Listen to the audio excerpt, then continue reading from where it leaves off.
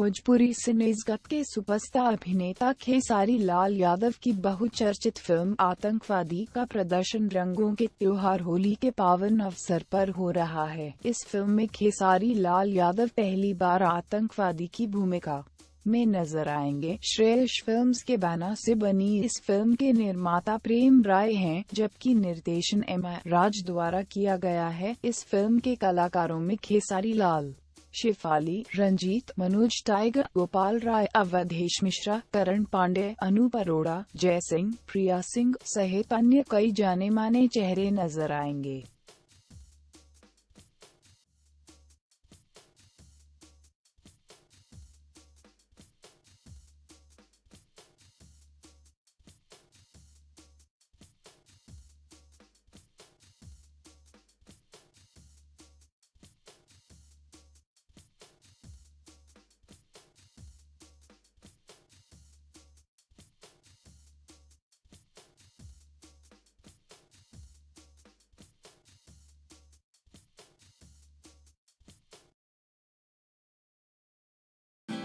Bhojpuri industry की चटपटी खबरों के लिए सब्सक्राइब करें भोजपुरी मीडिया।